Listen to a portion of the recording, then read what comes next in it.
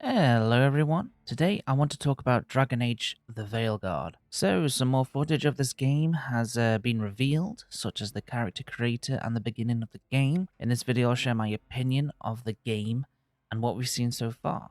So first of all, the character creator. It seems really complex like Dragon's Dogma 2, which is something I love. You can really get the character you want, which is pretty cool and supports player freedom. You can choose your pronouns and your gender, which will probably rub some people the wrong way. Everyone's entitled to their own opinions. Personally, I do find it strange that having this in a medieval fantasy game, whereas as in Starfield, it's more of understanding as it's alternative future of ours. I miss the times where fantasy settings were in fantasy worlds separate from anything to do with our world, down to the culture and the people. Another thing people will find divisive is the option to have transgender scars in a world where there is magic, where you can transform into a bear, spider, etc. For me, yeah, I suppose it should just be wafted away, and you wouldn't know either way with magic, really, but hey ho. It's clear that the creators are willing to pierce the veil between our world and the world of Thedas with our own culture instead of remaining true to the world of magic. On the other hand, I suppose it's immensely inclusive to all humans of different walks of life and allows them to insert themselves into Thedas, which is something we all do, to be honest. Let's talk about art styles. Remember, art style is a very subjective thing. I've heard people being absolutely in love with how the characters look with the new art style, and I've heard people really disliking it.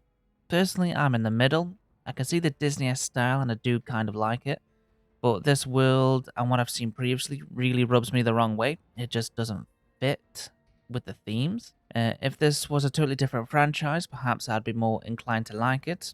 But for Dragon Age, it needs to be more realistic and darker feel, such as like Dragon Age Inquisition. It felt like it was more realistic for the time that the console, like the software and stuff, for the console's time. Because I played it on, I think it was the Xbox 360, and I was like, oh, this looks realistic, but kind of thing.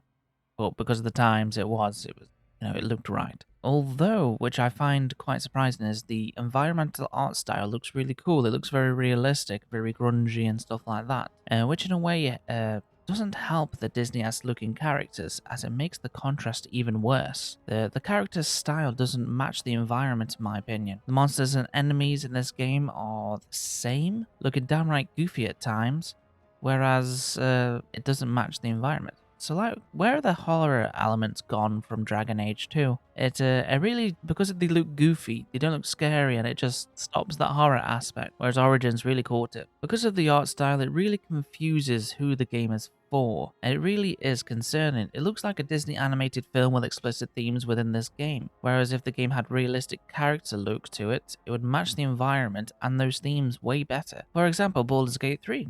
Its realistic graphics match the adult themes within the game. It just makes sense with the audience, whereas Dragon Age doesn't. Hair looks cool, but people are pushing this way too much when it's a small aspect of the game, and it's annoying. Let's move on to the combat.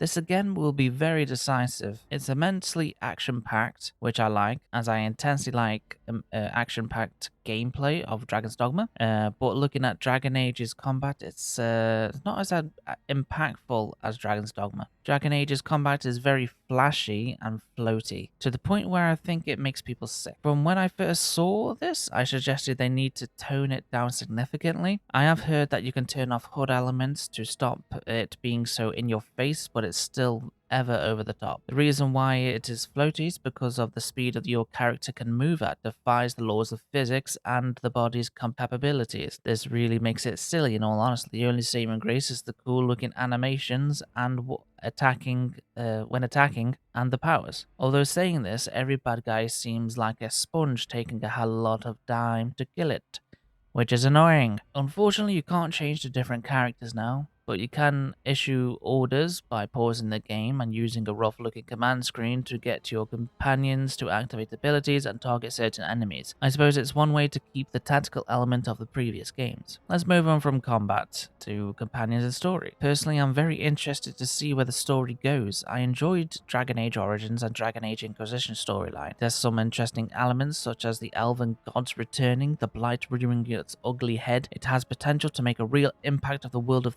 Thedas, which is something I like.